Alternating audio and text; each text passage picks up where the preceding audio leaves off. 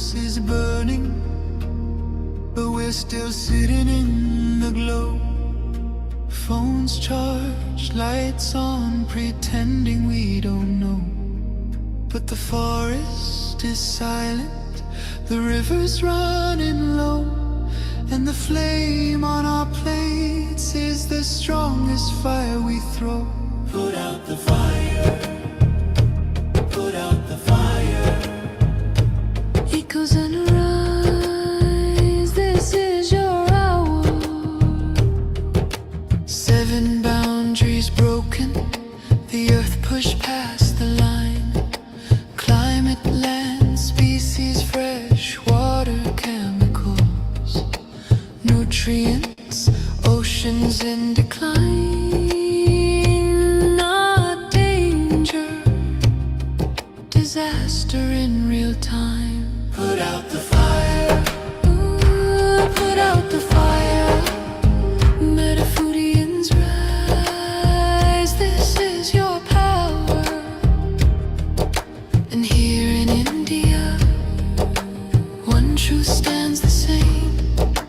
Milk is not just milk, dairy feeds the flame. Cows and methane, fields and forests turn to grain. Politics, culture, carbon, all wired to the same chain. Every cup of curd is heat in the air, every block of butter is a forest repair. It's not a small habit, it's a planetary affair. Put out the fire, put out the fire. Echoes and rise, this is our hour. Energy fixes half the hurt, Dr. Rao made that clear. But food fixes the other half, the half that's burning here. Change the plate, change the land, change the future's atmosphere. Put out the fire, put out the fire. Metafoodians unite, this is your choir.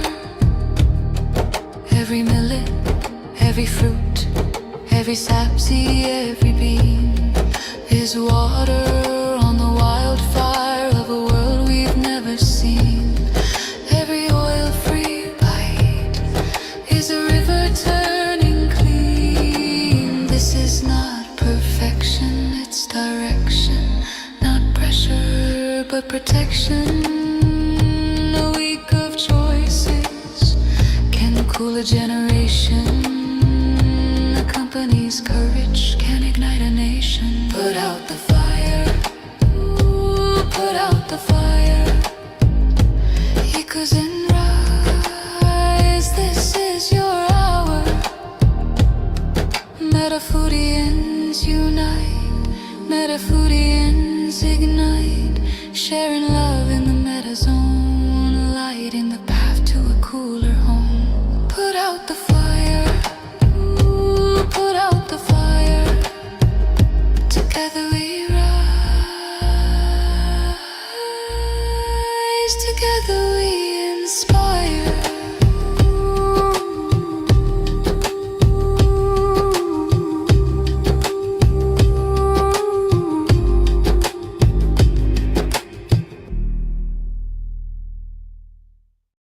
Welcome to the Planet B podcast, where truth, transformation, and faith converge.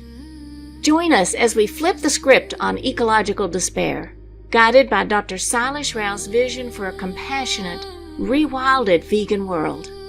Let's begin the journey to the greatest transformation in human history. Greetings, everyone, and welcome to episode 12 of the Planet B podcast. Today, we'll take an in-depth look at the Quaternary Ice Age. Dr. Rao, thank you so much for being with us again. My pleasure. Thank you for doing this in-depth analysis of the book. It's so fun. It's so fun. So now, Dr. Rao, we're going all the way back into a beautiful origin story of humanity. So, Dr. Rao, where should we begin? We have to begin at the beginning. Yeah. 500,000 years ago, we learned how to start fires. So we were literally born during the Quaternary Ice Age as a species. And the Quaternary Ice Age is the last 3 million years, where the Earth has been going through glaciation and warm periods between glaciation. And it's we have never seen that in the fossil record, nothing like this, where it goes in and out, in and out, in and out. The temperature goes up and down, up and down, up and down. And the difference between the high temperature range and the low temperature is about 6 to 8 degrees Celsius. Okay, and the CO2 levels have been going up and down between 180 parts per million and 300 parts per million. So the Earth has been swinging between these two states. And during that time, she spawned us as a species. Okay? Wow. And gave us control of fire 500,000 years ago. And then 50,000 years ago, she gave us partnership with wolves, who became our dogs. And this is amazing, because the wolves have much keener sense of smell, much keener sense of hearing, much keener sense of sight than we do.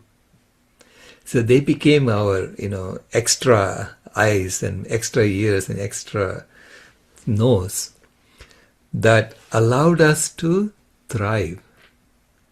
Because without them, we couldn't have migrated from Africa to every part of the world and still be alive, right? You would have been eaten by the predators who were there in the other areas. Right. Because we don't hear too well, we don't see too well, we don't smell too well, we don't run too well, we don't even climb trees too well. We need help. That's true. And they helped us. And see, I imagine our ancestors walking across all these ice bridges to go from continent to continent, or getting on boats and rowing. What were they doing all that for? They were looking for a better world for their children and grandchildren, better world to grow in, right? And this was during an ice age. Now again, why did they leave Africa? It was so amazing, right? Why would you leave Africa? Something made them get up and go. We don't know what that is. Again, we see these simultaneously people starting agriculture everywhere. And this is that non-local phenomena that we have observed in the record, where suddenly everybody gets the same idea. How did they all get the same idea? And I say there is something magical in nature that allows us, that downloads into us, saying, here is a new idea, go figure this out. So we walked all over the place. Okay, we migrated. We were one family in Africa. I think of us as, we were all Africans at one point. And we migrated to every part of the world. And then we started agriculture everywhere in the current warm period. That started about 20,000 years ago. It started coming out of the glaciation, and about 12,000 years ago it went above the glaciation level. So meaning the earth thawed, the North America thawed, and the Great Lakes were formed, and Northern Europe thawed. The forests came back. And that's when we started agriculture almost everywhere. And by starting agriculture everywhere, we stabilized the climate. And we prevented the earth from going back to another glaciation in the current Quaternary Ice Age. Mm-hmm. So if you look at the temperature of the earth, and if I were to project it out into the future, it goes up and down, up and down, up and down for the last 3 million years. And then 10,000 years, it stabilizes. And then it's going to stay there forever. Mm. Okay? And that reminds me of my internet connectivity chips. That's what they all do. They go between, they're searching for the right frequency. And then once they find the right frequency, which is the frequency of the other guy, right? There are two chips talking to each other. They have slightly different frequencies when they start with. And they alternate between the bounds. So we know that the frequency cannot go between these two ranges, cannot go outside this. And they go up and down, and then eventually they stabilize. So when I saw the temperature record from the ice core, it reminded me of my internet connectivity work, where the object was to stabilize the frequency. The same thing was happening here, is stabilizing the temperature. So it's And very that, fascinating to see all those things that have gone into this getting to this moment. yeah, in the infinite work, we were talking about locking. So locking the master and the slave, that's the kind of language we were using there. There's a master frequency, which means that chip says, my frequency is what you need to pick up. It's not my job to pick up yours. You pick up mine. So it keeps sending data at the same frequency. And the other side is trying to lock to this master. And once it locks, then both of them will have the same frequency and then they can communicate.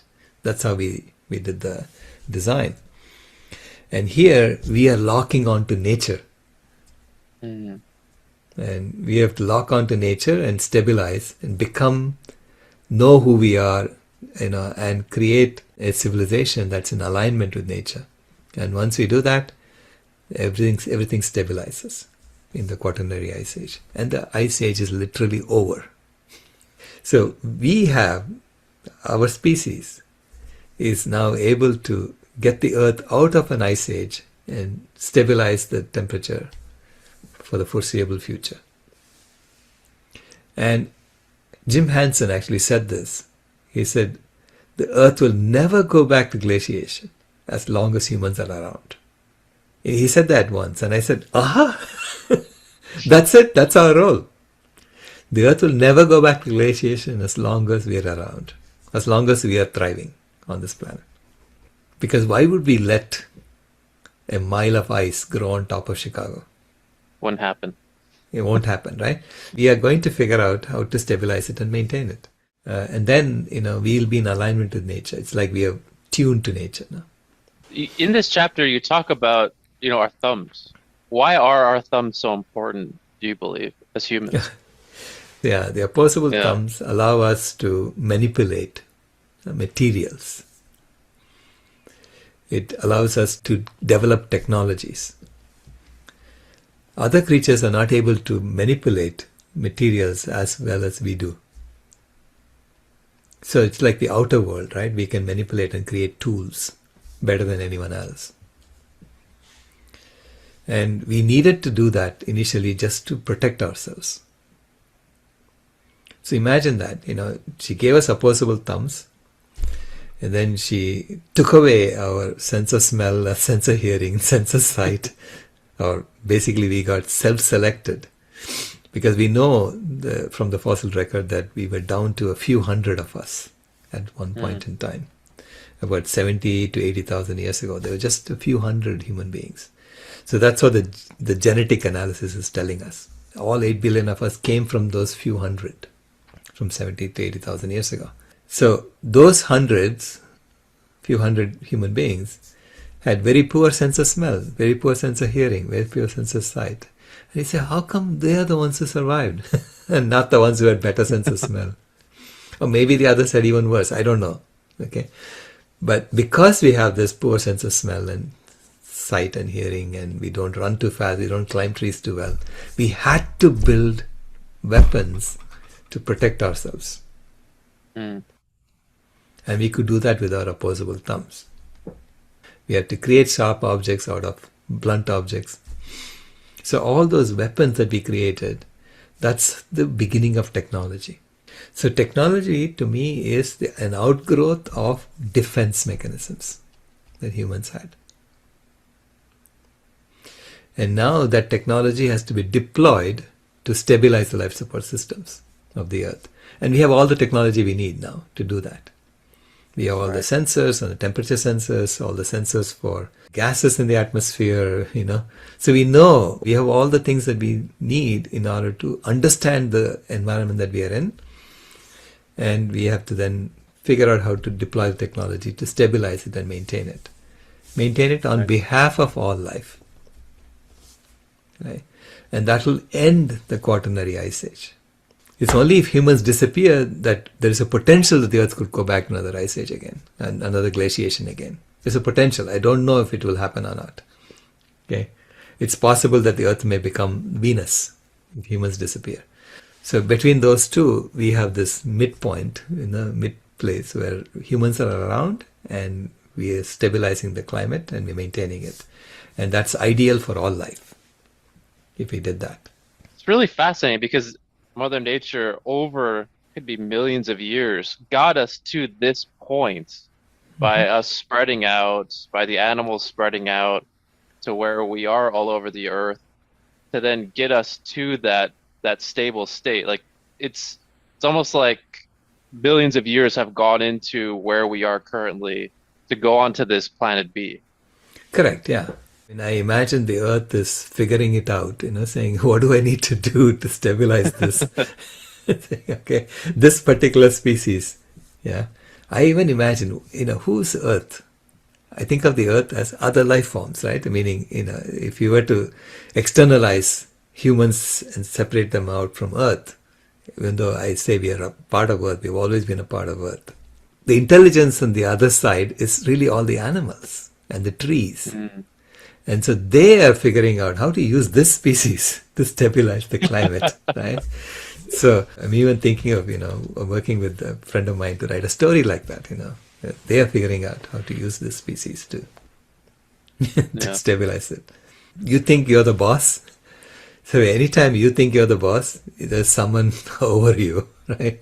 Yes. Besides the humans spreading out to get to this point, what are some of the other things that have happened to get to this potential opportunity for a stable state?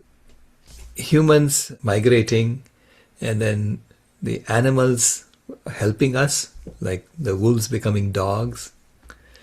And I think cats are basically, they're just coming along for the ride. Whereas the dogs actively help us by they bark when they tell you when something is happening near you.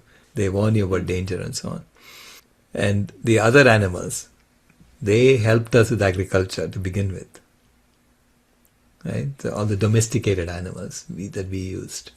I mean, we think that we control them and we use them. No, they helped us. I look at it the other way. The animals are in charge. If you look at it as animals are in charge, they're helping us to get food so we can heat up the planet. And animal agriculture, as I say, is the leading cause of climate change, right? So we'll go into that later. So my analysis is showing that animals have been doing a lot of this co-work with us. And now they're trying to wake us up, saying, you don't have to be like a zombie, and keep going in the same direction, heating up the planet more and more and more. You can wake up, understand your role, and realize that to stabilize the climate, you have to start being kind to all life. You have to start being kind to all animals. You have to basically bring back the wild animals. This was a temporary phase where we killed wild animals off and we created this domestic animal growth, right? So it's like a growth of a few species. We just grew them like crazy. And by just not growing them anymore, not bringing them into this world to live a life of suffering, really, right? Why would you do that? And returning them back to the wild state that they were in, that will allow us to stabilize the climate and to maintain that. That's what the science is telling us too. To me, it's always been mutual work that we've been doing with the animals. So they are co-conspirators in this stability project, okay? So you have to acknowledge their role, thank them for it, and say, now we know how to maintain it, so you don't have to suffer anymore. You can go back to your wild state. Right? So the dogs can become wolves again, So bring back the wolf and live in harmony with all of life. That's beautiful. And it's interesting too, because there's so many videos and so much content coming out about the animals are clearly showing us to be more compassionate. I feel like at this time more than ever. I have a couple of stories I can tell you, which is not there in the book, I think. Yeah, like the story of the Akashinga in Zimbabwe, where Damien Maunder observed that when you have men as the anti-poaching squad, the rhinos attack the men. But when you have women as the anti-poaching squad, the rhinos never hurt the women. Because the rhinos know the women have never hurt them. Wow. So you can live in harmony with nature, with the wild animals, if you don't go around hurting them. And why were we hurting them before? Because we were scared of them. Yeah. But now we have the technology to know exactly where they are. Right? If Google can track 8 billion human beings, we have the technology to track 100,000 tigers or, few 100,000 wolves or whatever it is, a few million wolves. We can track them. We know exactly where they are and we can avoid them. And we can make sure that they have their food, and they're living in a thriving environment. And we can stay safe without having to go around killing them. As a way of staying safe. So we can build these systems, put them in place that allow us to thrive along with the wild animals without having to do lethal conservation. Right. Right. So there is a whole book on compassionate conservation, which explains how we can do that. In this chapter, you state that life is once again seeking to increase in complexity in order to overcome the challenges. Can you share more about that? Yeah, as the challenge is at the inner edge of the habitable zone, how do you thrive? Okay, how does life thrive? Over the last 3 million years, life has been going in and out of this thriving state. It thrives for a little bit and then it goes into an ice age where most of things are dead, right? You're all frozen. And imagine that, right? So if the temperature goes down by 8 degrees Celsius from where it is today, species try to migrate. When they migrate, they compete with each other. So they kill each other off. There's a lot of suffering that happens every time you go from an interglacial period to a glaciation. There's a lot of suffering.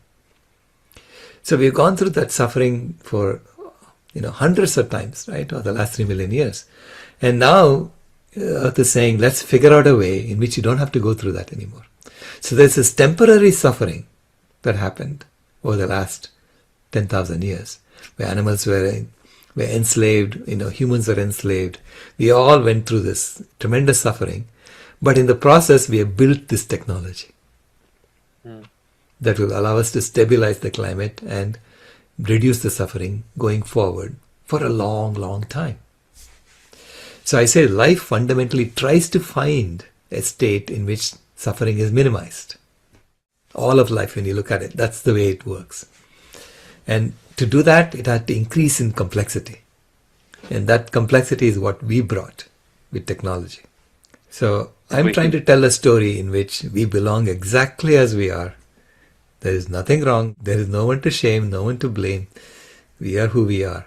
And all life, everything accept it as is. And let's move forward, knowing that you belong, right? Let's move forward to create a thriving planet. That's beautiful.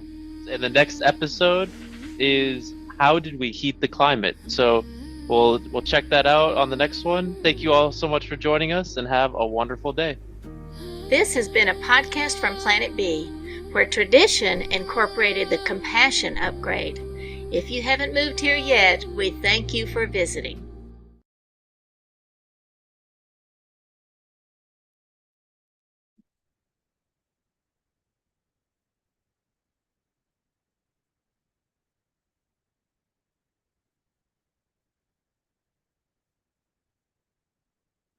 So I noticed that there was some overlap in the discussion between what happened last in episode 11 as well.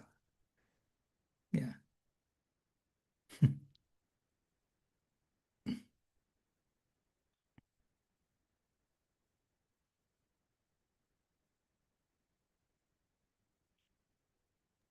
Go ahead, Brittany.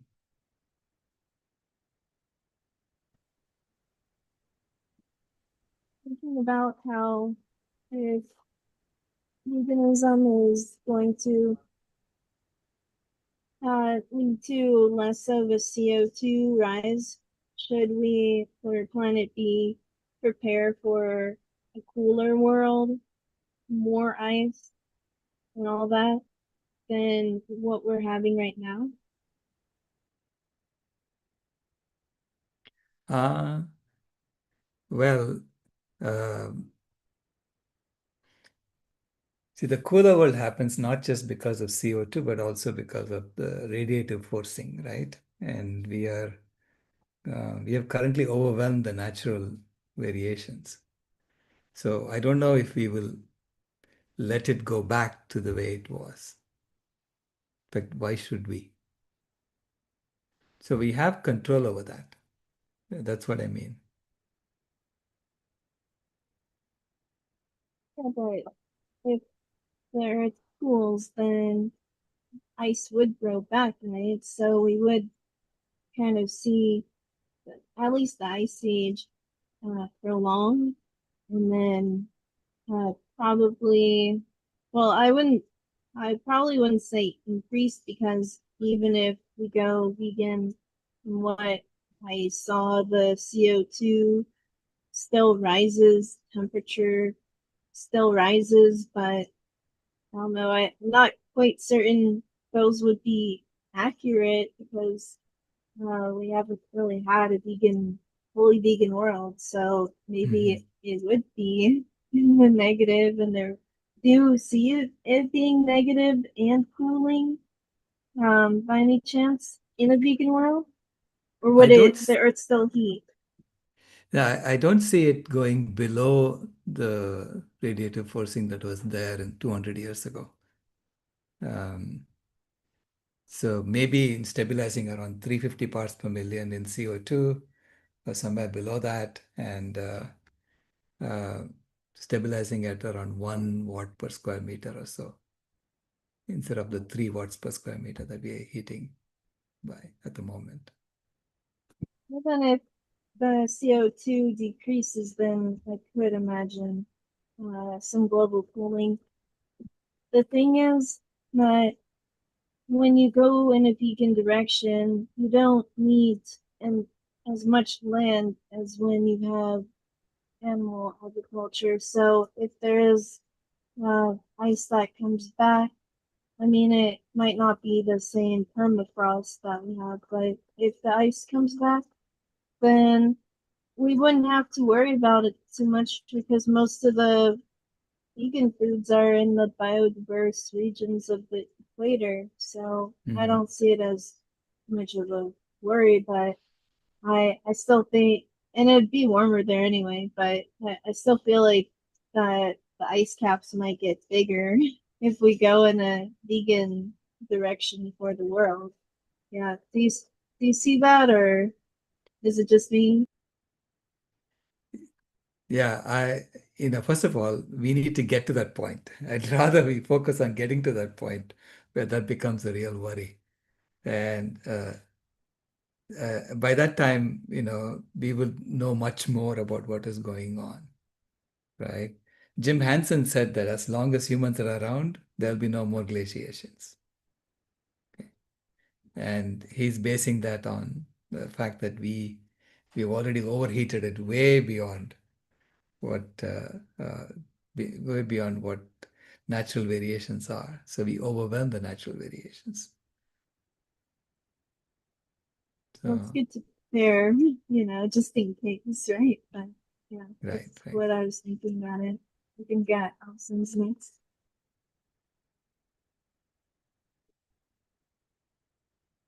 Go ahead, Allison. Yeah, so this is the second time I'm hearing about compassionate conservation. Hmm. And when I hear the term, I automatically respond physically. I like it. And I wondered if it's just a renaming of something that's already been in process, or is this something new? It's renaming. Basically, it's renaming what people used to call as sacred conservation, where you treat everything as sacred, leave it alone. There the way they used to do this in indigenous communities in India was to the priest would come and designate an area of the forest as sacred. Okay, I mean thousands of acres. Just go around and say that's sacred, and that becomes a source of biodiversity for the forest. What happens is The people agree that if any animal runs into that, the animal is safe, not touched. Ah, ah, And the I like animals that. know, they know this very Mm-hmm, soon. They figure it out. mm-hmm, So anytime they're mm-hmm, chased by a human being, they're running into the sacred zone. mm, So mm, so that becomes a zone of um, biodiversity for the whole forest, right? That is mm. a form of, I guess, compassionate conservation, you could call it. But there, people were still they were using animals in that. But when we have the abundance, we don't need to use animals anymore. We don't even have to chase them. We can designate most of the earth as sacred. Yes. Uh-huh. Right? Yeah, and getting to that where most of the earth is sacred, we need to also build these corridors so that the animals have more freedom, connect these sacred zones. Correct. Yes. Mm-hmm. Correct. Yeah. That's inspiring. Thank you for that. I Yeah. was fascinated by the Akashinga story. Hmm. That's Right. so beautiful. Yeah. Right. Uh-huh. The Yeah. animals are smart. They know. They know.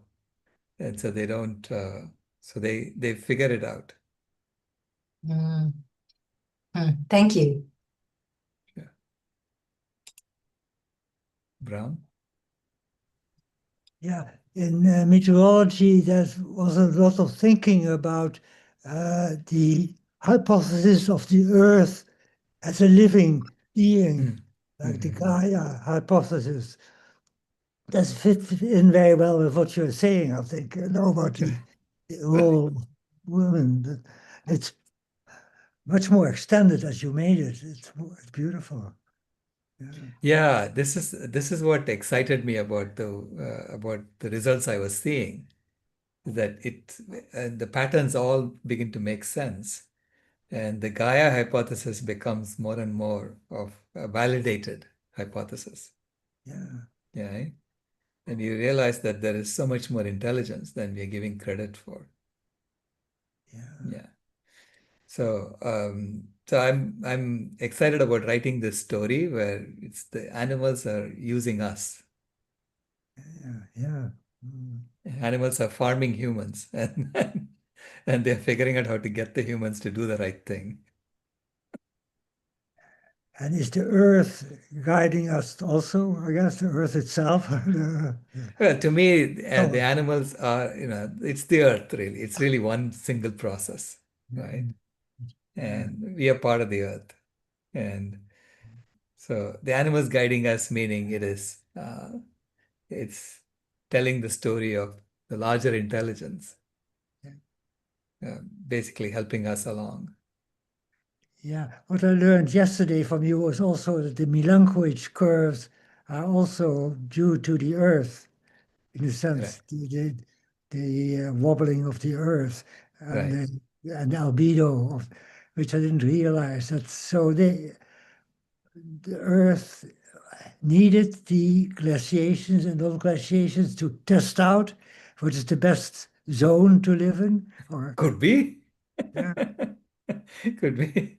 And yeah. said, okay, I want the upper zone, not the lower one. Then they had to develop the humans to figure out Right, what it right, was. So that's right. amazing. It's Yeah, amazing. It's yeah. Thank you. I have a question. sure. I picked up the piece about animals being no longer domestic. I Mm, think even more difficult than getting people to eat just plant-based. I think will it be to give up on their own little dogs that they have at home that are mm. totally domesticated. Right. So how do you see that? Uh, Especially in this area where we live, there are a lot of single people who are elderly, and their dogs are their oh, everything. yeah, yeah, yeah, Yeah. yeah, yeah, yeah. No, I don't expect that to change right away.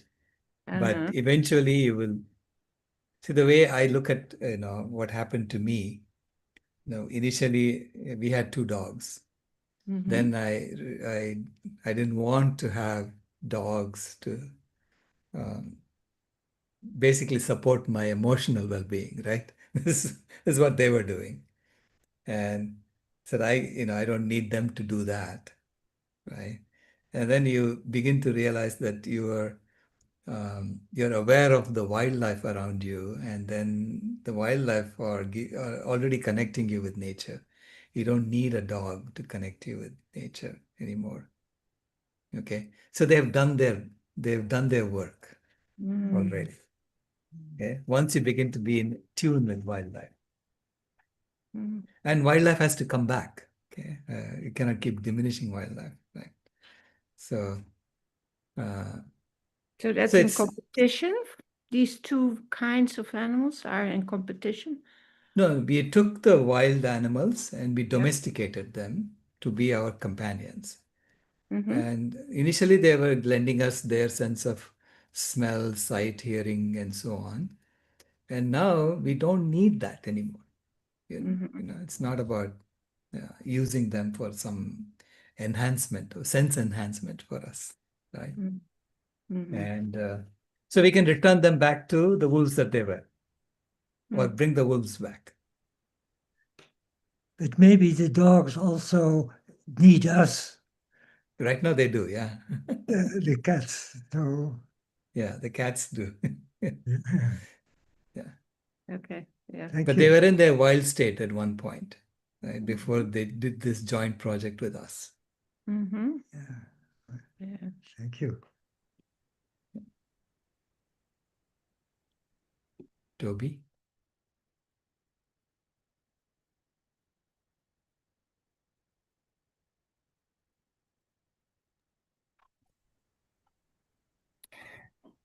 Hey, Dr. Rao.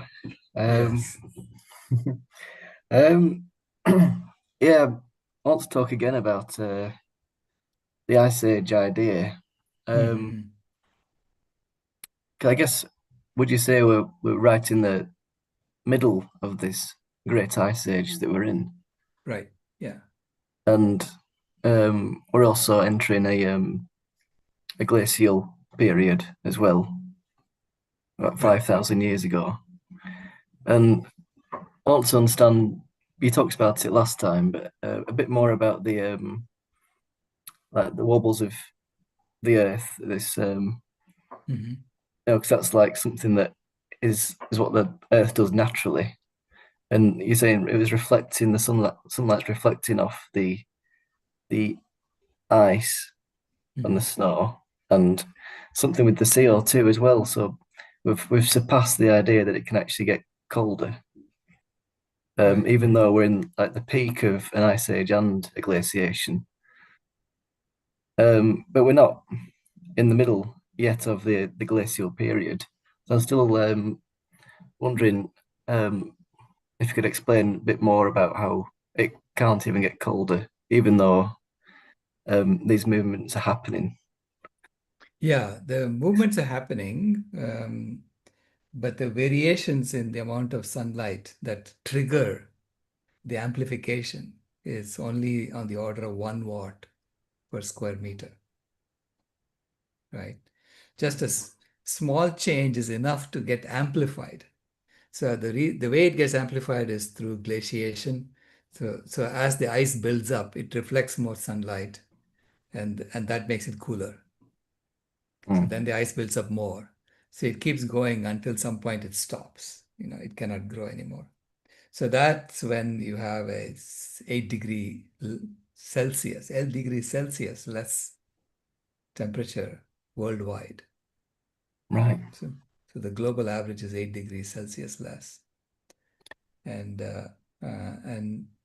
and then most of North America is frozen, most of the South is frozen, and you only get greenery around the equator, Mm. And right? with you're saying the sun heats up 1% every 100 million years, Correct. Yeah, and we've done 2% in 200 years correct. through radiative forcing. Yeah, we have, by increasing the greenhouse gases in the atmosphere, we have caused the heating on the planet to increase by 2%, or the amount of energy that the planet is getting from the sun has increased by 2% in the last 200 years.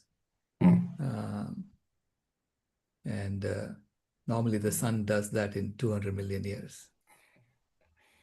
And that's what's made it impossible for us to go into this glacial It could period, be, yes, yeah. right? That's the one that's overwhelming, the Mm, variations of the sun.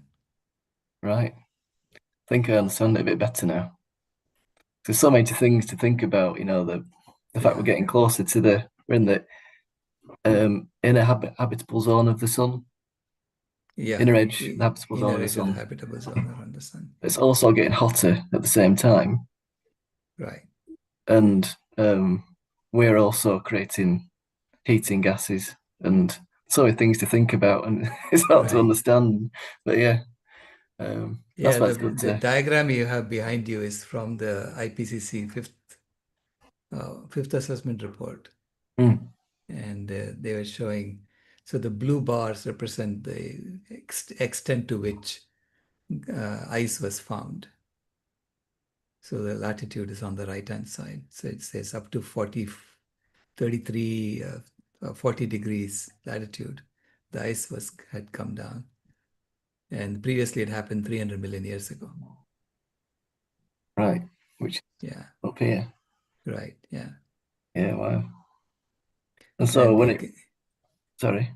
and you can see that the CO2 level had gone down there. Mm, That's the right, glaciation here. happened. Yeah, Yeah. Well, it used to be a lot hotter from right, CO2 right. because the sun was cooler. There's, some feedback loops that happen, and Mm, the kind of life changed. Lots of things mm, changed, right? mm. 300 million years ago. Before that, it was not primarily oxygen-based animals. So anyway, there's a big dance going on between Yeah, life, the sun, and the earth all together. Okay, yeah, that's and beautiful. yeah, It's a beautiful thing to think about. Okay, thank you. sure thing. Hey, Hello, Rebecca. Dr. Brown. Hello.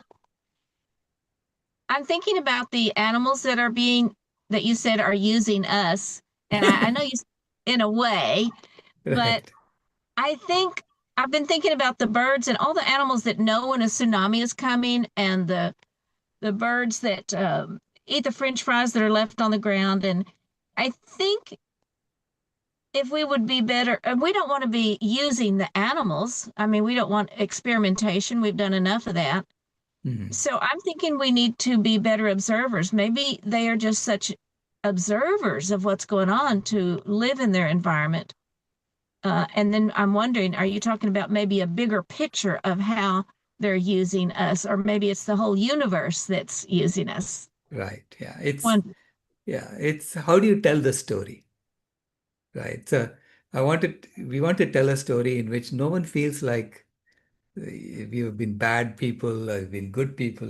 This judgment doesn't have to happen. This is the way it was. This is the way it happened. Right.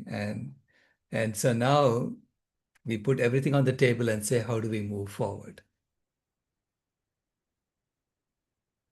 okay, Okay. I see. Yeah. Yeah. No more, because if you have to go fix everything that happened in the past, you're not going to put out the fire. So you have to tell a story in which we can leave that behind and move forward. And that's this kind of story I'm looking for. Okay. So you don't want people to focus on the past or to go fix the past, and yet we have to look at it to see where we're going. Correct. Yeah. Correct. So you have to tell a story in which it's not about blaming anyone. It's about this is the way it happened. And the earth is so much smarter than us. She's and she's accomplished her objectives, which is to create homeostasis for herself. And she did it for the first 10,000 years without us even knowing it. Right? And now we are beginning to know that that's what happened over the first 10,000 years. And now we can have some humility.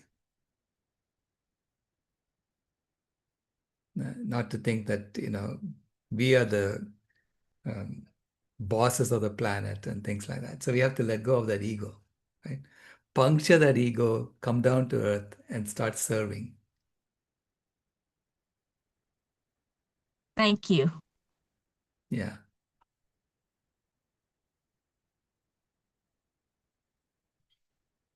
I got pulled in. Okay.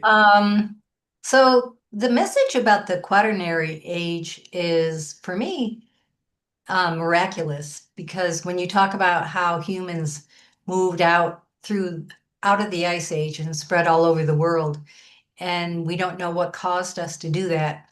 So I'm seeing that just like we used wolves as our partners in making that journey, what are the tools now that will mysteriously support us?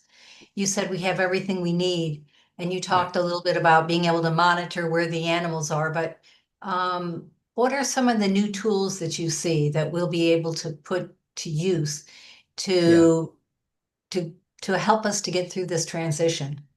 Yeah. I'm speaking to an entrepreneur tomorrow about AI and how AI can help.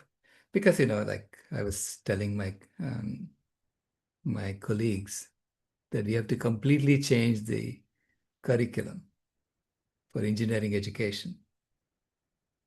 They're saying, oh my God, it's going to take years to do that. I said, no, AI can do it in an hour. It's not that hard, right? Because AI has just made everything so much more productive. Right? I mean, so this is the kind of amplification that we have created, with our tools that we can now use to hew a path going forward. That's So good for all of us. Yeah. how would that work? How would AI help us to create a new education system? What's your thought about that? Well, it can first of all collect. We can collect all the things that the best practices from around the world Mhm. and make it available quickly. Right.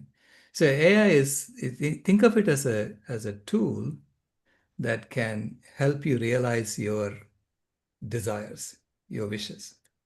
Now, it can be used for good or for bad. Or, I mean, it can be used to support life or to extract from life, Yeah, right? Because it's a great amplifier. yes. So So, while you were traveling a few days ago, one of the questions that Toby had, and I see he has his hand up, is mm, how do we educate young people? And so it's been kind of on the edge of our conversation over the right, last few days. right, How do we enable ourselves to go through this transition? So right, obviously, all of us are here on Zoom today. It's something we weren't doing a few years ago. right. Yeah, Life was much more cumbersome, even before cell phones, everything has changed so much. So I'm trying to envision how we're going to manage this transition and how it is that we can use these tools, how we will use these tools to enable us to make that transition in ways we hadn't thought of. And yeah. yeah. But AI is a tool like any other, right? And it amplifies our actions. So it's like now we have much bigger hands, right? You can do things quickly. Now it uses a lot of energy, as Paige is pointing out, uses Yes. water and electricity, etc. But if I were to count for the same objective that I'm trying to accomplish, let's say I want to make a movie, right? Mhm. If I want to make a movie using traditional approaches, I would require so much energy, so much time. And you count that and we say, okay, if I use AI to do the same movie, am I using less energy or more energy? Am I using less time? Definitely, right? Yes. But even energy will be less if you count that way. But the thing is, Yeah. if AI is used to make cat videos, or funny videos, or Yeah. put hats on people's heads in photographs and things like that, Mhm. you're wasting resources, right? So you're not using it for an objective Yes. that's for the well-being of all life. And I say, if you're using it for the objective, that's for the well-being of all life, please go ahead. It's a tool that's available to you. But please Mhm. don't misuse it for putting hats on people's heads Yeah. and things like Mhm. that, right? Yeah. Uh-huh. Because that's an unnecessary waste of energy. Yeah, that's very, very helpful. I see that. Yeah. It's All our right. new opposable thumb. It's a new opposable thumb. Yeah, it's just a much bigger opposable thumb. Like the internet was the same thing. Hmm. The internet is also a great amplifier. Whatever you thought you could do, you can do it faster now because of the internet, right? Same with AI is basically taken the resources of the internet, puts it together and does logical conclusions. It's like, I have in my mind, I have a movie, I can make it happen, within an hour or within a day or whatever it is. Now, do I use it for my own aggrandizement, or do I use it for the well-being of all? That's where the dichotomy happens. Yeah. And so you have to be cognizant of that and not use it for frivolous purposes. Yeah. Excellent. Yeah. So I'm now so intrigued about seeing new ways that we'll facilitate this transition, or how we'll discover new ways, or how we'll find ourselves mysteriously doing this in a way we Right. hadn't anticipated. It gives me hope. Yeah. Yeah. Yeah, I was talking to this entrepreneur just a week ago.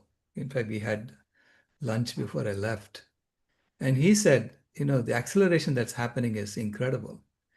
He said that what used to take 3 months can be done in an hour. Mm, Okay. And that has happened in just like 6 months, so it's changing increasingly faster and faster. So which means that it's because ultimately AI is saying, give me digital input and give me a desired digital output, and I'll tell you how to get there. mm, Okay. So your input is a story, and the output is you want a movie, and they're both digital, and yeah. it can then do that, right? Mm, It can turn one into the other, yeah. Mm. and is So turning maybe it's one into the because other. of, Yeah. I was thinking that maybe India is so far advanced with internet technology. Maybe that's why India, on top of being vegetarian based, maybe that's why India can lead the way for us. Maybe that's where the solution will come from. Mhm. It's all over the place, no? You can see it. That map was very revealing to me. It shows vegan restaurants all over the place, all over the world simultaneously. It's the Yes. same thing we see in the record about agriculture. It just happened all over the place. It's like everybody Mhm. kind of got the same idea. Uh, yeah. So what made people get up and migrate all over the place 50,000 years ago? We don't know. Mhm. Mhm. Good conversation. Thank you so much. Sure.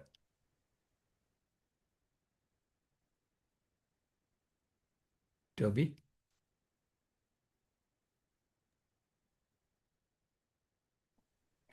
Hello again. The question I have, I actually really started talking about it just then with Alison. You were saying about misusing AI Mhm. and using resources just to make things just for fun, which aren't actually helpful or useful. Right. I think you can put both together, where we can learn in a fun way. And since I've been researching about what it is we're talking about, I find it so fascinating. Like you could be listening to sci-fi stuff or some Talking about an ice age and all of that, which we don't even talk about, but it's like something that you don't really believe to be true until you see the science, and I do believe, I don't know if you want to talk about it now, but I heard you saying that you have a potential film that will be coming out, which is educational but also entertaining and quite funny about um, the idea of animals actually helping us and they're in charge kind of idea. Yeah, they're in charge. Yeah, that's the idea. They're in charge, and they're sort of plotting with each other, and you know, the dogs are sending messages to each other. Hmm. That's why they go outside and bark and stuff. Yeah, they're the spies. And they're getting concerned that this is not waking up fast enough.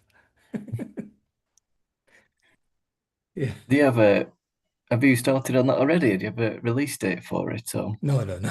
no, just an idea. It's still an idea, and All right, we want to make like we'd like to make it a completely AI movie if we can. So right. do it really fast, yeah. We want it to Mm. be done very fast. So that's a perfect example. Right. Yeah. Leading by example. It's great.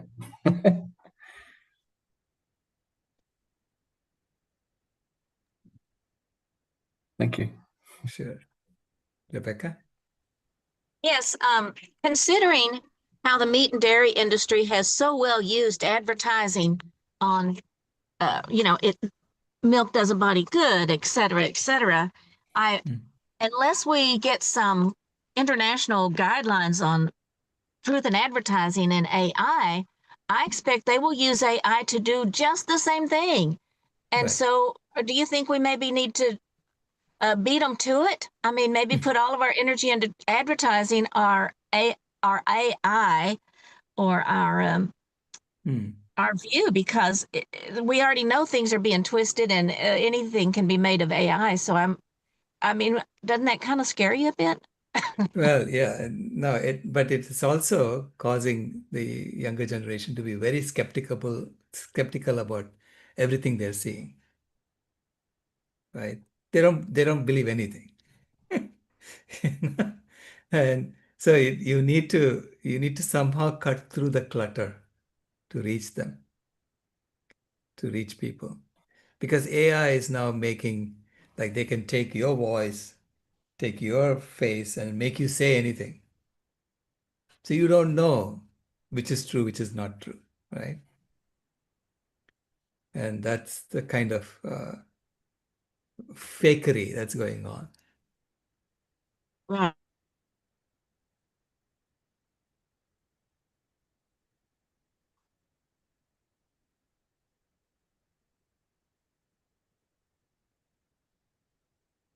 Yeah.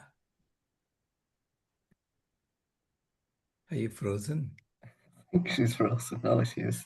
Yeah, okay. Did you hear my question? No. No, you're frozen completely. Oh, I was. Okay. It didn't feel cold.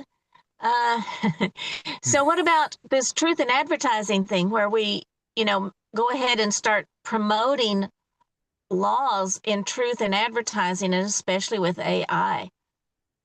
Well, I mean, I'm saying on Planet B, there shouldn't be any advertising for your product. What are you advertising? Are you convincing people to buy your stuff? For what? It should be the other way around, right? People are asking for things as opposed to being told you need this.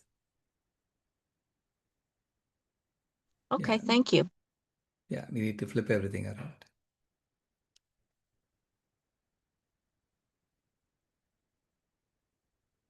Go ahead, Brittany. Um, chapter it talks about how much bad that people. Well, I don't know if it was in the chapter, but if idea is that if humans could do a lot wrong, then they could do a lot right. And you're saying AI can help with moving that forward a lot, but it's like, is it enough if the side that's doing wrong is able to as well. And even with all the advancements, is it going to help? It's like it if it's an if. It's like if people could do right, but it's like how how much how can we do enough right to make up for all the wrong? And it's like if that's possible or not, and it has to be extra. It's not just doing right, but it has to be right plus making up for all the wrong. And like if that is going to be possible to compensate and overcome all the issues in this world. No, no. The point I'm making is not that there won't be people doing trying to maintain planet A, right? That's what they're doing with AI, right? Trying to maintain planet A. But we have to not, we not say I abandon AI and I'm trying to do planet B without AI. No, it's a tool that's available to you. Let's use it to solve the problem for people. Okay, and eventually everyone must agree that they want a planet B. We have to bring them along. So so that everyone's intention has to be for a thriving planet, right? Because right now they're thinking, oh, we'll keep doing this and we'll go to Mars and figure it out, once we kill this all off. Because they see that planet A is going down the tubes.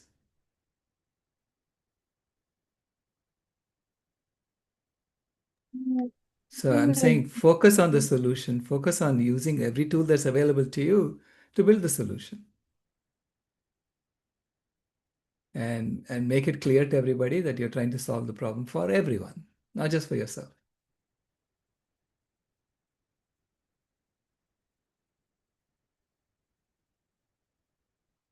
And eventually they'll come along.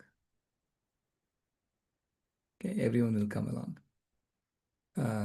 They're already seeing the current system is dysfunctional.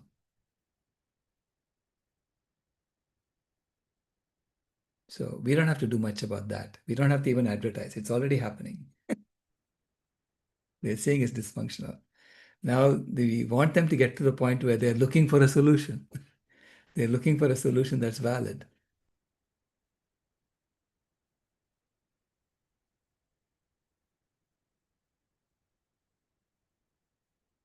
And so as long as we are sincere about this, people will come.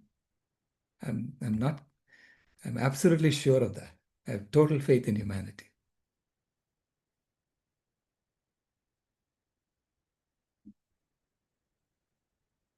Yeah, it sounds like it's not about the technology, but how it's used. So even though technology can be there and cause problems, if people switch over to doing good, then it can overcome the bad, and then you're moving in the right direction to do more good.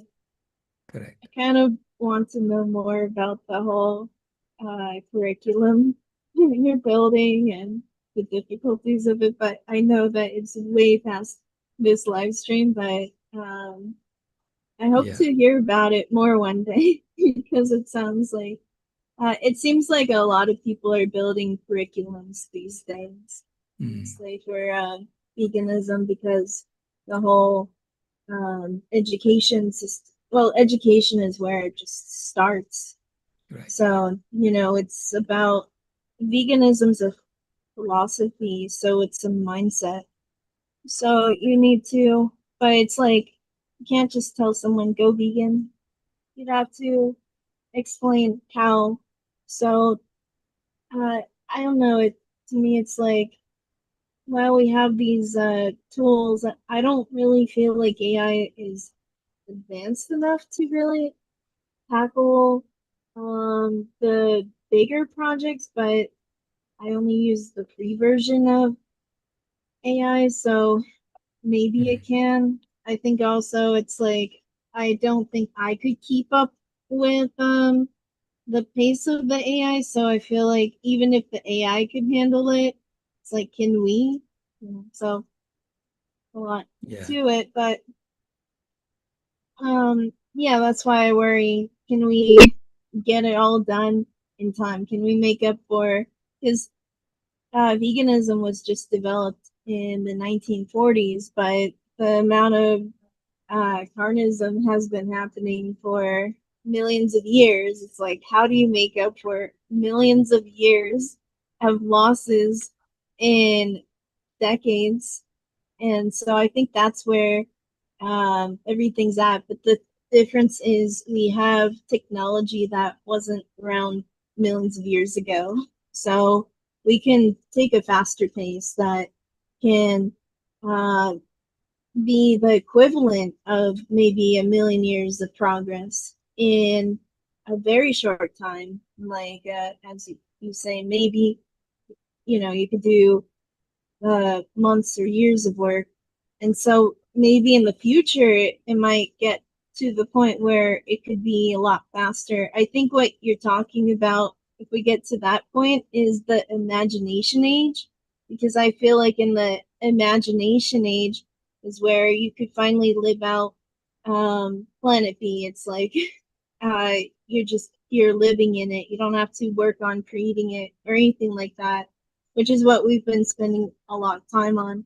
And so right now, I still feel like right now we're stuck in the information age, but we're slowly, well, we're starting to uh, rapidly grow into the imagination age where we don't have to do work and everything gets done, and we can just live in the creations of our own success. And so I think that's where you're probably hinting at, right? Like the imagination age where everything we think of something, it'll just get done and then we could just use it, right? Well, it's a productivity tool. All these tools that we are building are productivity tools. And I mean, we need AI right now because it's not an information age, it's a disinformation age. There is so much disinformation. There's a lot more disinformation than actual information. So you have to sift through the disinformation to find the information. And that's what AI is helping us do, right? Because it's looking for consistency. And simultaneously, people are using AI to create consistent disinformation, which makes it harder, right? But if we weren't lying to each other in order to figure out an advantage over the other, if we weren't in this mode, we would not have all this disinformation.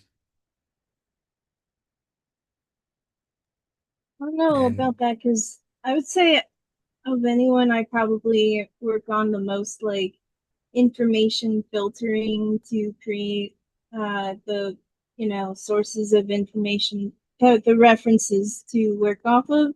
And when I work on these the databases on my own, when I talk to an AI about it, they tend to say something that is not true, and then they'll stand behind it and then tell you to do it. It's like, as you said, AI is just a tool. You kind of have to know what you're doing first. right. Have all the information in your head so that you can compare with the AI. You can't just rely on the AI because it gets it wrong, and humans get it wrong. So it's kind of like the chess games where it moved from people to like the AI to using both. You kind of need to do both as a team, where you have to have a baseline of understanding, and then you would double check with the AI to see if it gets it right. So for sure, I don't think the AI is like quite there in terms of accuracy of information Mhm. to truly depend on it at this moment. Um, I mean, what it does is it acts kind of like Wikipedia, where Wikipedia can have as many errors because anyone can write into it, but it might provide some inspiration, might provide some insight that you didn't know about before. But the problem is when the AI, because AI gets it wrong, you have to double check everything that it says. And so if you're double checking everything that it says, you're still doing all the same amount of work as you were doing probably without asking it. So yeah, it's kind of hard. So that kind of worries me if we use the AI for education because of its inaccuracies. That we would need something else to be standard by which the AI could probably be a supplement to it, but it can't be the whole thing as of this moment. Yeah. That's what I have to say about that. Okay, thank you. Toby, and then we'll probably close it.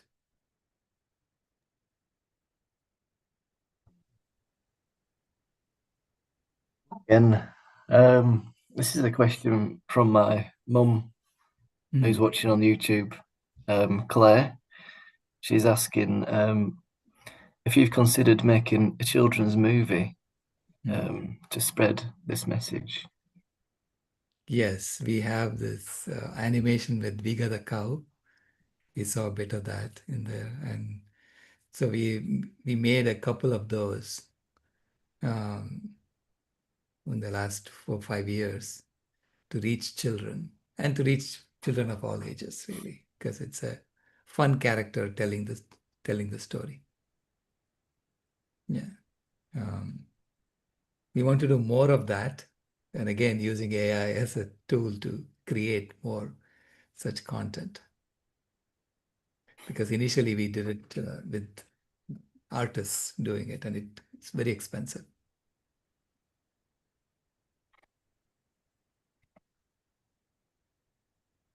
So it's important to reach children and to give them a sense of possibilities for the future.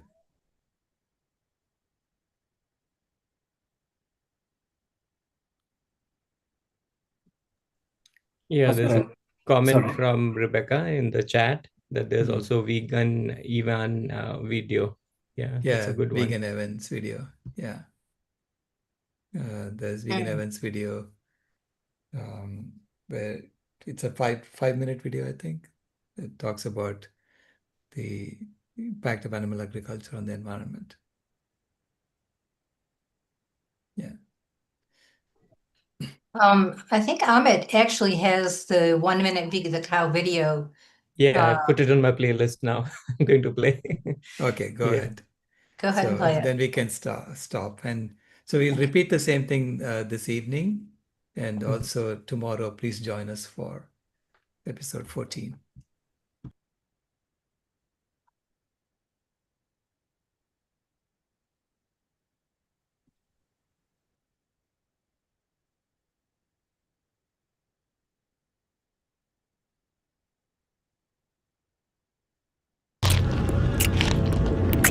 Methane is a greenhouse gas that causes climate change.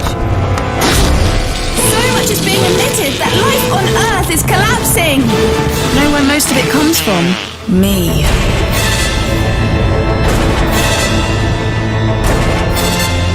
But it's not my fault. It's yours. There are over 1 billion cows now. To feed us, you tear down forests to create new grazing land. But we need trees to capture greenhouse gases. The climate disaster is human-made, not cow-made. But you can slow it. You can stop it.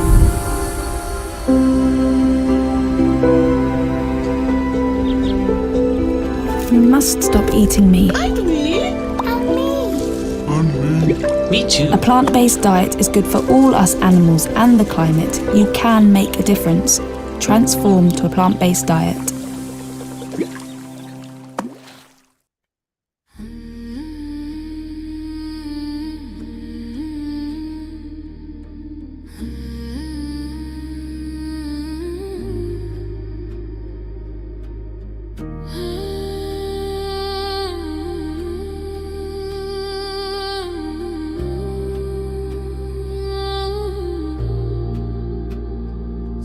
furnace is burning, but we're still sitting in the glow. Phones charged, lights on, pretending we don't know.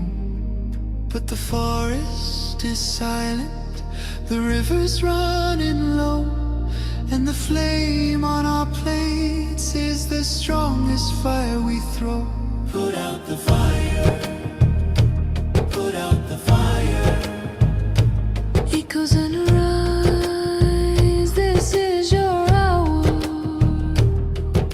7 boundaries broken, the earth pushed past the line.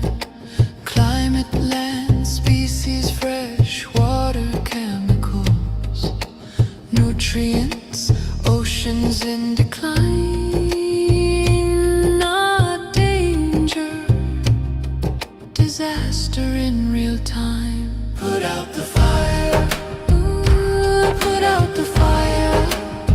Metafudians rise, this is your power. And here in India, one truth stands the same. Milk is not just milk, dairy feeds the flame. Cows and methane, fields and forests turn to grain. Politics, culture, carbon, all wired to the same chain. Every cup of curd is heat in the air, every block of butter is a forest repair. It's not a small habit, it's a planetary affair. Put out the fire, put out the fire.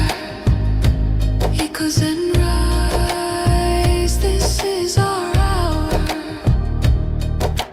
Energy fixes half the hurt, Dr. Rao made that clear. But food fixes the other half, the half that's burning here. Change the plate, change the land, change the future's atmosphere. Put out the fire, put out the fire. Metafudians unite, this is your choir. Every millet, every fruit, every sapseed, every bean is water on the wildfire of a world we've never seen. Every oil-free bite is a river turning clean. This is not perfection, it's direction. Not pressure, but protection. A week of choices can cool a generation. A company's courage can ignite a nation. Put out the fire, ooh, put out the fire. Echoes and rise, this is your hour. Metafudians unite, Metafudians ignite. Sharing love in the meta zone, light in the path to a cooler